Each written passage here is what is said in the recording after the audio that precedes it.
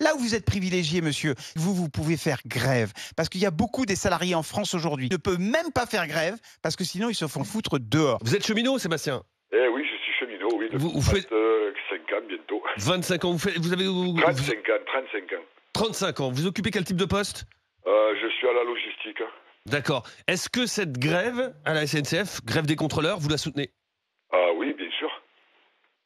Je comprends très bien que les personnes qui prennent le train vont être embêtées parce que oui, comme disait tout à l'heure la personne, là, on fait grève aux vacances, mais si une grève est faite et qu'on dérange personne, ça aboutira pas et ça sert à rien. Si on bloque rien et qu'il se passe rien, on pourra faire grève des mois et des mois, il n'y a rien qui change. À un moment donné, pour être entendu, il faut bloquer, hein, comme on disait les agriculteurs, bloquer les routes. Alors oui, des négociations, il y en a. Il y a aussi le système de D2I, parce qu'on ne peut pas se dire je me mets en grève comme ça du jour au lendemain. On doit avertir la direction ou sa hiérarchie dans les services où on travaille pour dire oui, je ferai grève à partir de tel ou tel jour, puisqu'il y a 48 heures à l'avance, hein, c'est ça? il y a un délai à respecter. C'est 5 et pour se signaler gréviste, c'est 48 heures. Donc, Ouais, et ça, c'est depuis 2008, si je me trompe pas, ou depuis enfin, c'est Nicolas Sarkozy qui avait mis ça en place. Ouais. Oui, et je veux dire, depuis que les préavis de grève ont été posés, la direction n'avance pas par rapport aux revendications que demandent les contrôleurs. J'irai pas trop m'avancer là-dessus parce que je suis pas contrôleur et je vais pas trop dire, mais il faut comprendre les contraintes dans lesquelles ils travaillent.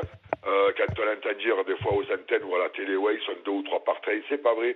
Moi, je suis dans le sud et je peux vous dire que dans les TER entre Avignon, Marseille, Perpignan, Cerbère, les contrôleurs sont seuls à bord. Ouais, dans les TER, oui. Ils sont tout seuls, ils sont des fois confrontés à des personnes sans papier, sans billets, des personnes qui traversent, qui arrivent d'Espagne ou ailleurs, et ils se font agresser continuellement. Et puis après, si j'avais le temps de faire le débat par rapport à l'entreprise, moi je comprends les gens qui sont embêtés, mais moi ce que je vois depuis 35 ans que je travaille, c'est que les cheminots, il n'y a pas grève, on travaille, il y a les trains, mais on se fait critiquer parce qu'il y a des trains qui sont en retard, parce qu'il y a eu une panne, ou parce qu'il y a eu des actes de malveillance, et quand on fait grève, on se fait critiquer, on est des feignants, on est trop payé, on fait grève et tout ça. Moi, à ces gens-là, je leur ai dit, mais écoutez, si vous ne supportez pas les cheminots et les trains, ne prenez pas le train et prenez votre voiture. Ça, c'est facile à dire, Sébastien.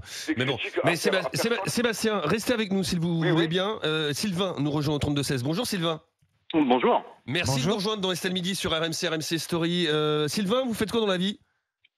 Alors, je suis ouvrier viticole. D'accord, ouvrier viticole, tu en parlais de vin tout à l'heure. Dans la Marne. Hein, dans la Marne. Évidemment. Sylvain, qu'est-ce que vous en pensez de cette grève à la SNCF? Elle m'embête beaucoup parce que je comprends pas les modes d'action, en fait, pour moi, sont pas les bons. Ils se mettent tout le monde à dos. Je comprends la grève, il n'y a pas de problème. Mais à ce compte-là, faites comme ils ont fait pour les péages d'autoroute. Laissez les gens voyager gratuitement. Je pense que ça va. Ah, mais c'est pas légal. C'est pas légal. Je sais que c'est pas légal, mais c'est pas légal de bloquer les péages non plus. Et ils l'ont fait. Exactement. Ouais, c'est vrai. À un moment donné, il faut prendre son courage à deux mains et le faire pour de vrai. Et ils auront toute la France derrière eux. Et là, il n'y aura aucun problème. Mais bloquer les gens chez eux, alors qu'ils n'ont même pas, la moyenne quand même, des gens que je connais, n'ont pas les salaires des gens de la SNCF. Ils ont réservé des billets de train qu'ils ont payé une fortune. Je ne parle pas de l'hôtel, etc. et tout ce qui va en découler, et ils ne vont pas y arriver.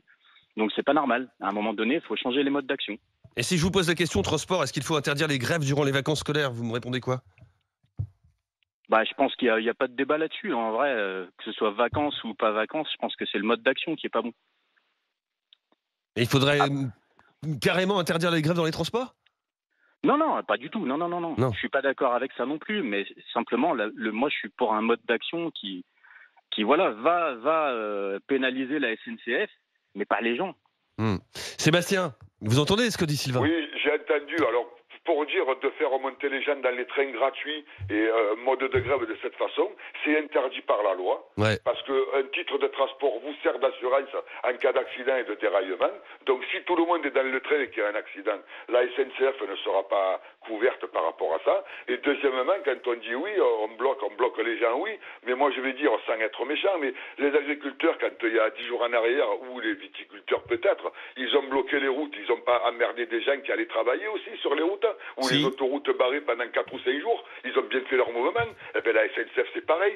Moi, j'en reviens à dire, ceux qui sont contre la SNCF parce que les trains ne sont pas à l'heure, parce que la grève et tout ça, eh bien, prenez vos bagnoles et vous critiquerez personne. Et je pense que la moyenne des revenus d'un contrôleur est un peu supérieure à celle de la moyenne des revenus d'un agriculteur. Si t'es pas content, prends ta bagnole, on n'est pas trop mal, là, vraiment. Attendez, le salaire qu'on gagne, vous savez comment on peut le justifier, le salaire qu'on gagne? Parce que moi, dans le mois, je travaille 3 week-ends par mois et je fais 7 nuits dans le mois. J'ai accepté de faire le 3-8. Les agriculteurs, vous ne croyez pas qu'ils travaillent quelquefois très tôt le matin, voire la nuit? Ah ben moi, attendez, je fais un 3-8, 4h au midi, comme ce matin, je viens de rentrer à la maison, là. 4h au midi, ou midi 20h, ou 20h 4h. Et ça, dans l'entreprise, c'est 7 jours sur 7. Et moi, pour arriver à faire des payes de 1008 ou 2000 euros, ben c'est parce qu'on travaille les nuits. On travaille, je travaille 3 week-ends par mois, 3 dimanches par mois. Un week-end, je suis de matinée, un week-end d'après-midi et un week-end de nuit. Thierry, j'ai pas de souci. Excusez-moi, j'ai mon beau-père qui a travaillé dans une usine chimique toute sa vie. Il était au 3-8 toute sa vie et je peux vous dire qu'il se mettait pas en grève parce qu'il pouvait pas se mettre en grève. Parce que là où vous êtes privilégié, monsieur, c'est pas parce que vous gagnez plus que les autres. Ça, je suis d'accord avec vous. En revanche, là où vous avez un vrai privilège, c'est que vous pouvez faire grève. Parce qu'il y a beaucoup des salariés en France aujourd'hui qui ne gagnent pas de quoi vivre de leur salaire et qui aujourd'hui ne peuvent même pas faire grève parce que sinon ils se font foutre dehors. Mais il faut le savoir. Thierry, plutôt que de vouloir entraver le droit de grève de ceux qui sont à 1800, 2000 euros par mois, qui travaillent 3 week-ends et 2 nuits, pourquoi ne pas faciliter la grève dans le secteur privé? Parce que je suis d'accord, c'est pas normal que des gens dans des usines soient aussi extrêmement mal payés pour avoir des cadences infernales. On n'est pas obligé de tirer le droit social vers le bas. Je vous rappelle qu'on a quand même on a une croissance qui est relativement continue depuis des années. On a des millionnaires qui sont de plus en plus riches. Donc à un moment, on peut aussi se dire qu'on répartit mieux pour tout le monde et ne pas taper sur ceux qui ont encore les moyens de se battre. Les syndicats peuvent être responsables et ne pas faire grève juste au moment où il y a des gens qui ont acheté, comme le dit monsieur, leurs billets très chers et ne pourront pas les utiliser. Voilà.